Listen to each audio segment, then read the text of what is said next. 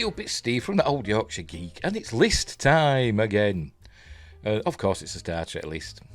They generally are, aren't they? This is from Screen Rant. 10 ways Star Trek First Contact improved the franchise. I've not read this. It's from a while ago, by the way. Well, about a month ago.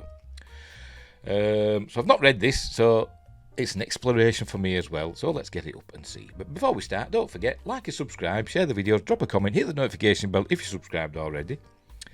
I'm also on Rumble and the other stuff.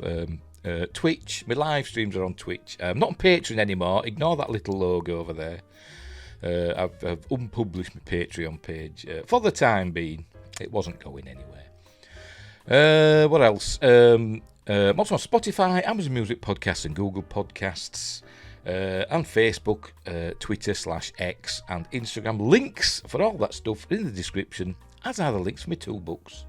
Mercury Rapids, a light-hearted sci-fi action-adventure, and Silent Predator, a short horror novella about big cats eating people in North Yorkshire. They're all just a bit of fun. They're on paperback and Kindle. Kindle's cheaper. But I've lowered the price of Mercury Rapids. It's a big, thick book. It's over 500 pages. But I've managed to get the price lowered, so it's just over a tenner. Well, call it 11 quid. Which is better than what it was before. I lowered it by £2. Right, let's get this list up and see what's going on. There we go. 10 ways Star Trek First Contact improved the franchise. Released to celebrate 30 years of the Star Trek franchise, First Contact... what did it? I don't know, I think it just coincided with it, didn't it? First Contact laid the groundwork for its next 30 years from Enterprise to Picard. I can't remember when First Contact came out. It must have been 1996. Right, where we go? Right, the most acclaimed Star Trek The Next Generation movie. It's not really hard, is it? I mean, you've got Generations, First Contact, Insurrection and Nemesis. I liked them all in their own way, but First Contact is by far the best of them. Generations, a bit of a misstep. They killed Kirk in it. Instead of dying on the bridge, he died under a bridge.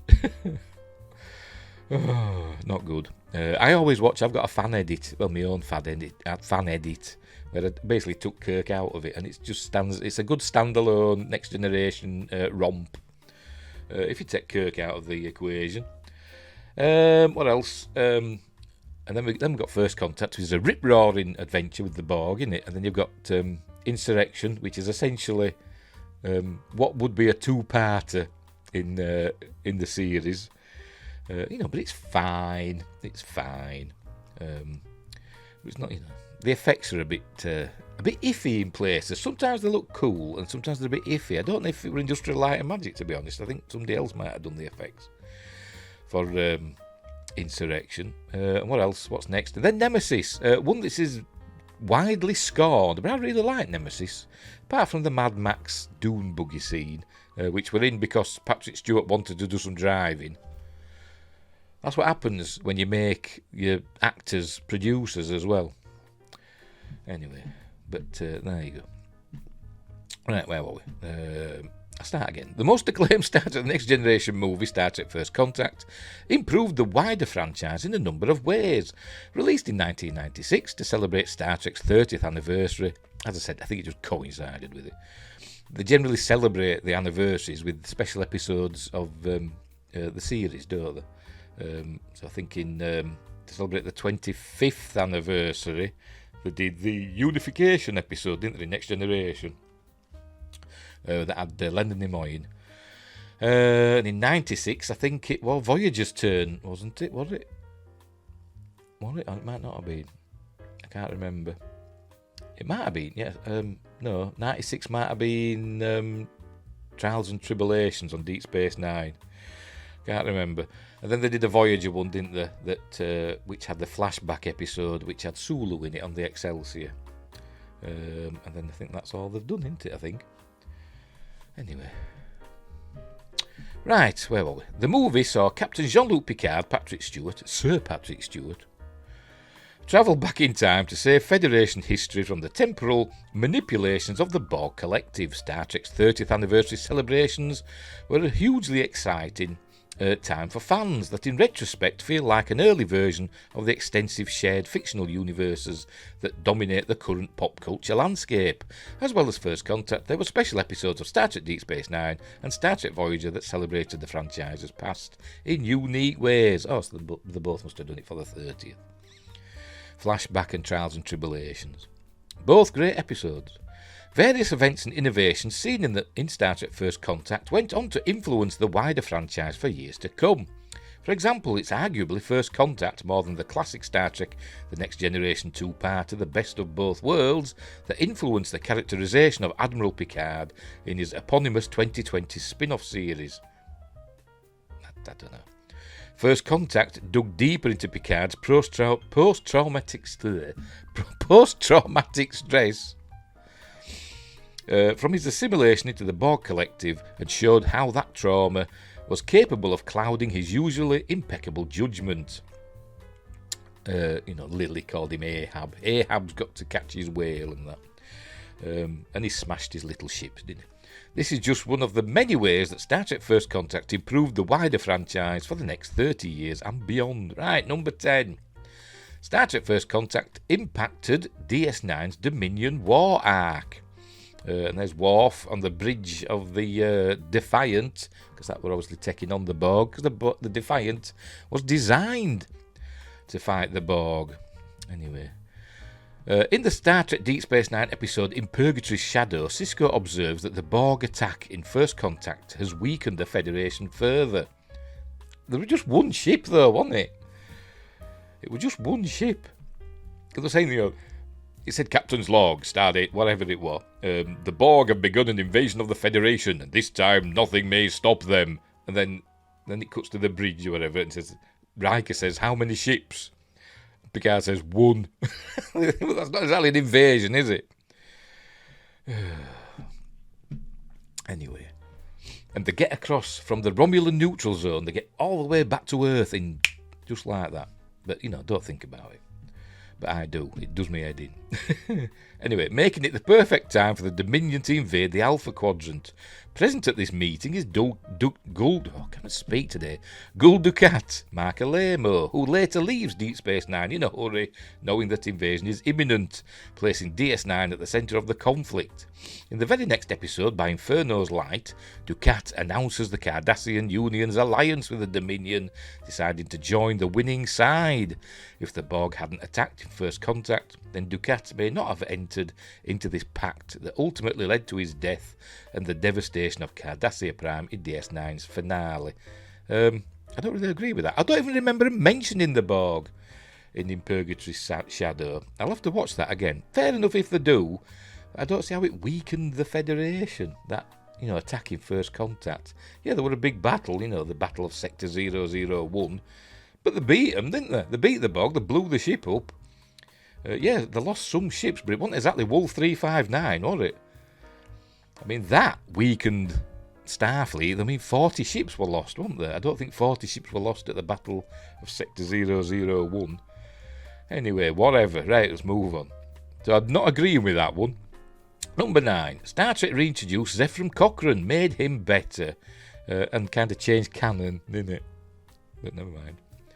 And there's, I've got to put the name now, I'll say. James Cromwell as Zephram Cochran, who looks a lot older than the Zephram Cochran from the episode from the original series, which I've forgotten, where he had the companion. I can't remember what we call that episode now. Anyway, but it'll probably tell us in a minute. But she'd made him younger, hadn't he? The companion had made him younger, so fair enough. Right, there were several legacy characters featured in the Star Trek franchise's 30th anniversary celebrations. Star Trek Voyager had Captain Hikaru Sulu, Jaws Takei, and Star Trek Deep Space Nine had the cast of the original series episode The Trouble with Tribbles. Star Trek's warp speed inventor Zephram Cochran, James Cromwell, was the legacy character featured in Star Trek First Contact. In the original series episode Metamorphosis, Zephram Cochran, Glenn Corbett, whatever. I can't speak! Corbett was already a legend, living out a strange existence on an asteroid. They changed the thing as well, because I think in that episode they said he was born an Alpha Centauri. but obviously it wasn't. Because they had developed warp drive in Cochran, when Cochran were around in 2063, when he launched the Phoenix. Like I said, they changed canon, didn't they, really? Which is probably why some people don't like the Next Generation film, particularly this one. I mean, I like it. Fair enough. First Contact brilliantly took the time to explore why Cochran became such a legend by showing the flawed but brilliant scientist conduct his history-making first warp flight. Yeah, it was cool to see that. But as I said, they did change the canon, what we'd been told in the original series. I said that he was born on Alpha Centauri and he was this brilliant scientist that made the first warp engine and all that. And that it was supposedly testing another engine, another warp drive, and disappeared, didn't it? Which they actually did mention again in the episode of Enterprise, where they found that time ship. They found that from the future that all the other racers wanted, didn't they? And I forgot what they called it. I forgot what they called that episode. But they did mention Cochrane in that, because they find a human body inside it. And they think, is this Zephram Cochran? But it turns out it's not. It was from the future, not the past.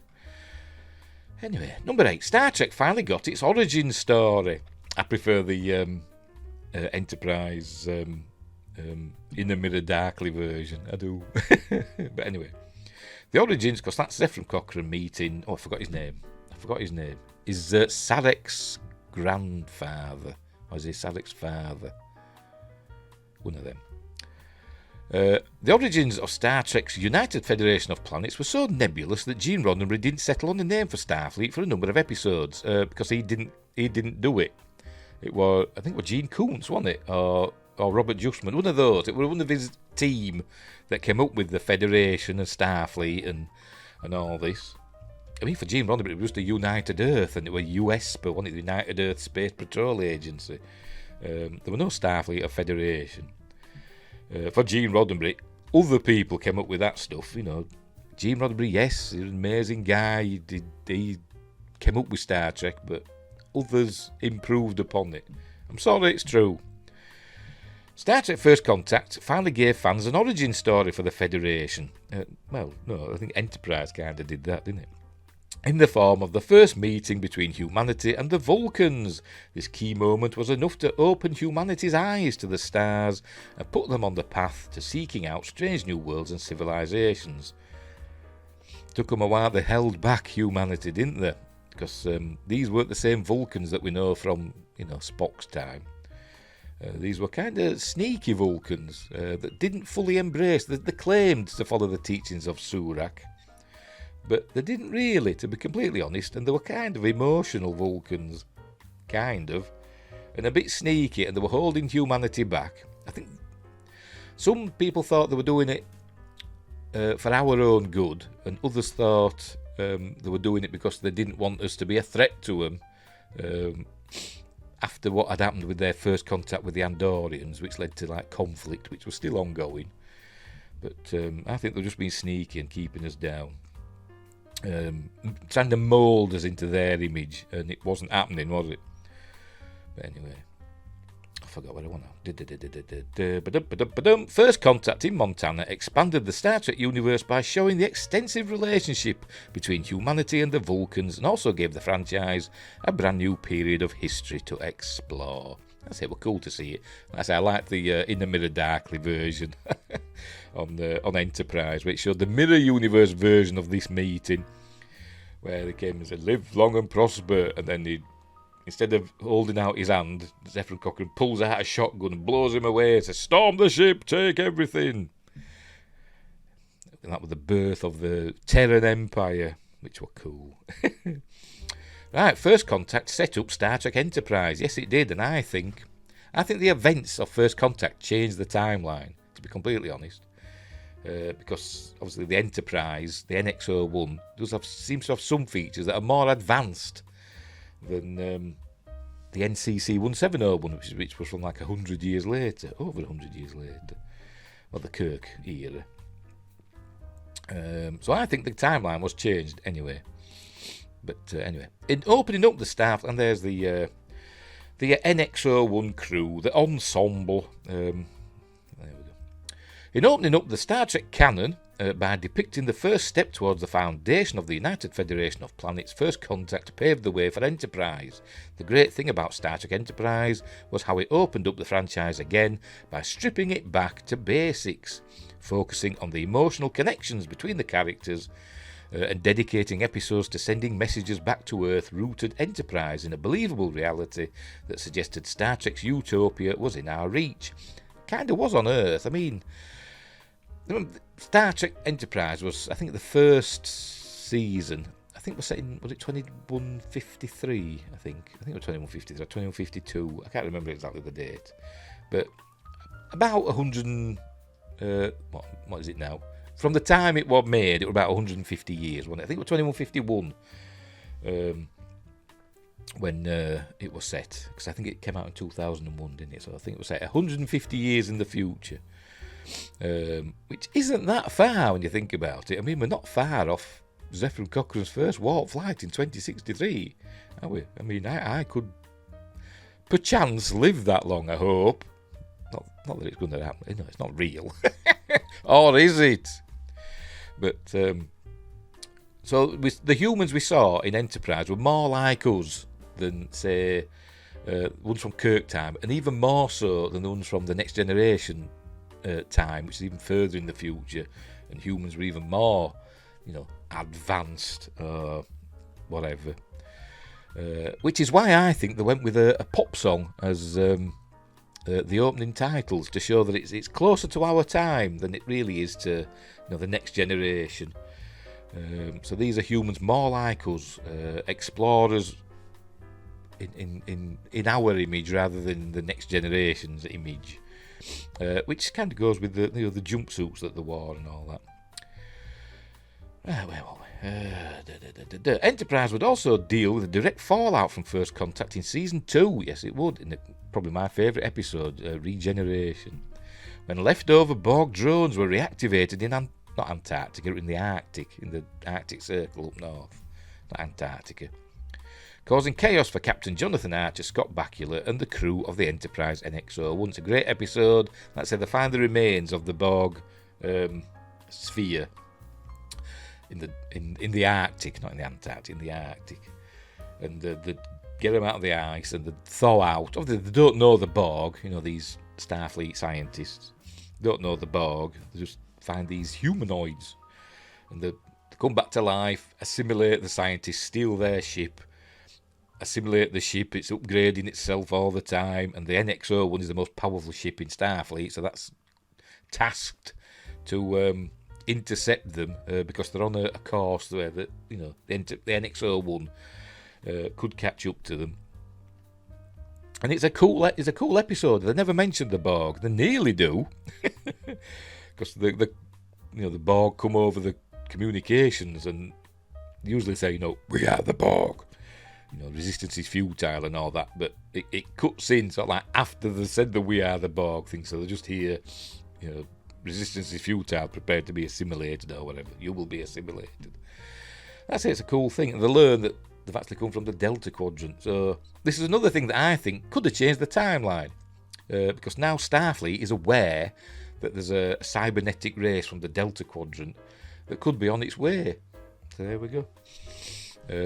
Which could kind of explain how the Defiant was built so quickly and all that. But anyway, developed so quickly, should I say.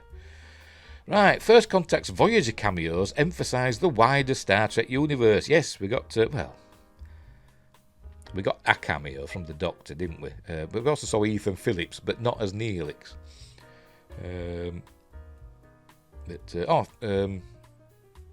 But they kind of switched it a little. I don't know. We'll see what it says.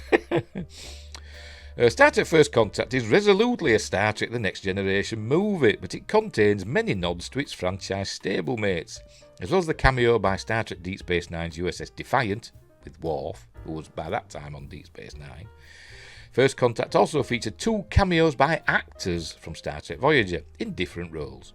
Robert Picardo played the role of the emergency medical hologram on the USS Enterprise E, which arguably set up the DS9 episode Dr. Bashir, I presume, in which Starfleet are looking for a brand new model for the second wave of the EMH program.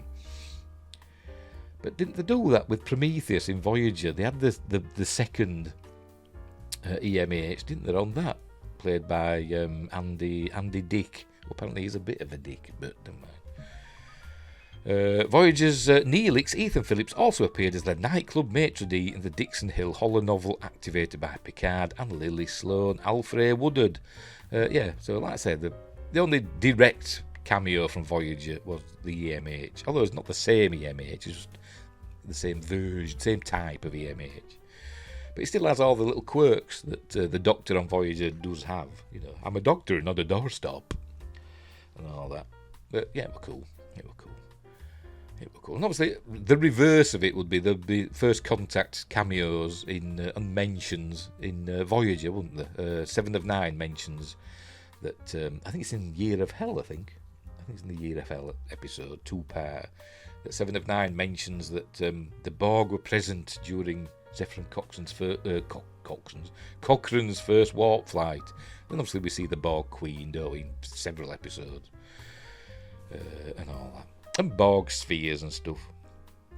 Right, number 5, Picard's "The line must be drawn here, no farther" speech. And there he is with Lily Sloan. Star Trek First Contact arguably gives audiences the last standout speech for Patrick Stewart as Jean-Luc Picard until his 2020 spin-off series. And by the way, that's Lily Sloan, played by Alfred Woodard, who had lovely hands. Look, if you watch the film and look at her nails, you think she's supposed to be this engineer. How has she got these lovely manicured nails? But anyway, Picard has always been shown as a fair and balanced man who toes the line when it comes to Starfleet rules and the tenets of the Prime Directive. I don't know, because I think in the Drumhead we're told by Admiral Sati that Picard had broken the Prime Directive, I think 3 times, I think it said. In First Contact, however, he delivers a furious speech about his own thirst for revenge against the Borg Collective. Lily compares Picard to Captain Ahab from Moby Dick, and she's not wide of the mark.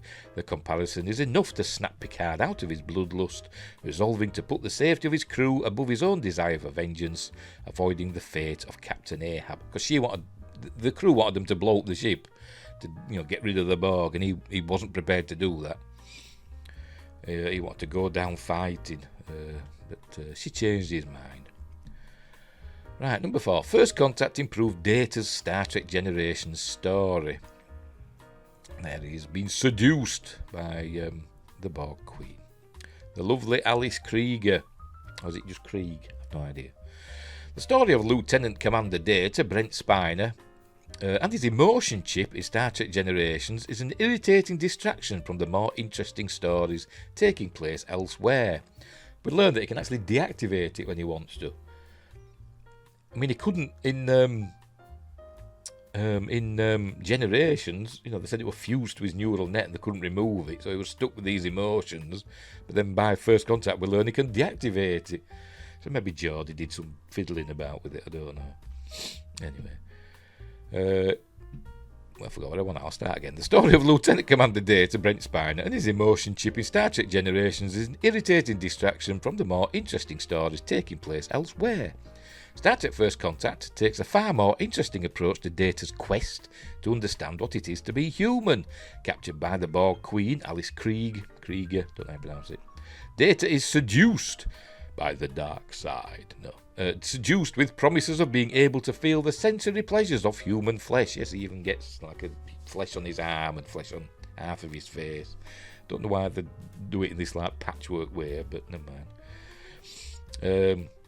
There's a degree of ambiguity throughout whether Data has truly turned to the dark side. But of course, he remains loyal to Picard and the Enterprise. Well, there's no ambiguity. There is at the time, for dramatic purposes.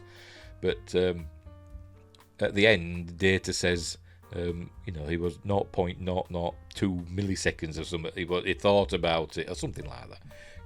An instant of time. But for an android, that's almost an eternity.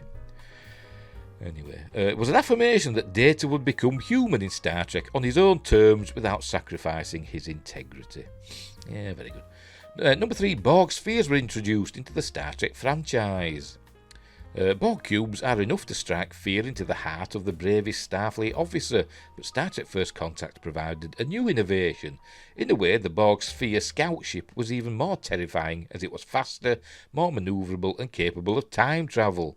Well, maybe they all are, I don't know, but it was doing like a chronoton field, chronoton particles, wasn't it? Even the Enterprise E could generate, was capable of time travel, because that went back to the future, didn't it? Back to the future on its own, without use of the Bog Sphere. Anyway, Bog Spheres also gave the Collective a way out, doubling up as an escape pod when the cube was destroyed by the Enterprise in First Contact's opening battle. Ultimately, the Bog Spheres also looked really cool, and would appear again in later episodes of Star Trek Voyager. I wonder if they'd thought about doing other, geometric shapes, like Borg pyramids and Borg dodecahedrons and Borg rectangles, Borg monoliths. Maybe not. First Contact, I bet they thought about doing like Borg pyramids, and then they thought, a bit too much like Stargate. Anyway, number 2. First Contact was Star Trek's first proper action movie. No, it won't. I've never seen Wrath of Khan. Anyway, Star Trek First Contact was clearly a huge influence on the beloved first-person shooter Star Trek Voyager Elite Force. An amazing game, and I wish they'd do a remaster of it. I honestly do, because it's a great game, which pitted players against all manner of villains. The scenes of Picard, Data and Worf moving through the corridors of the Enterprise, dispatching Borg drones, were thrilling action set-pieces, tinged with survival horror.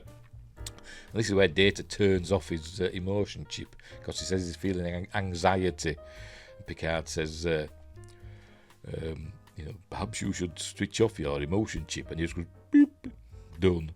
And then he says, Data, sometimes I envy you. So there we go. The battle on the Enterprise E's saucer section and Picard using a Tommy gun to dispatch the Borg are hugely memorable moments that truly gave the franchise its first action movie, because it disables the safety protocols on the holodeck.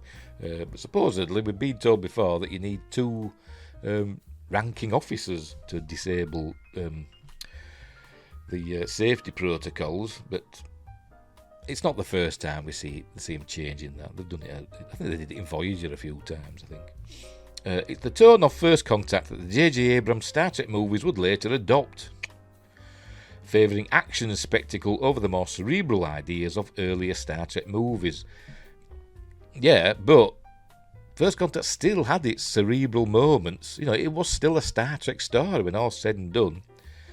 I know a lot of people didn't like the action elements of it, but at its core, it was still, it was still Star Trek.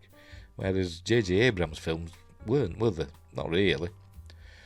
Oh, more Star Wars than Star Trek. Right, number 1, the Bor Queen Star Trek debut. I'm kind of torn on the Bor Queen. I like the character, and I like Alice Krieg, and the other lady that played her in Voyager. I forgot her name now. But, they both did a good job. But I'm torn between them having to have an individual at the centre of the Borg to provide, stability for the collective. It doesn't really make a lot of sense, does it? Because that's the point of the Borg, with this hive mind that were unstoppable. This unstoppable foe. You take out one part of it, but there's still, lots of other parts thinking the same to carry on the mission, so to speak. Anyway, from the moment that the Bor Queen's body was assembled in Star Trek First Contact, something brand new and exciting was gifted to the franchise. Let's say it looked cool. The Bor Queen was a controversial addition on First Contact's release, but she became an iconic Star Trek villain.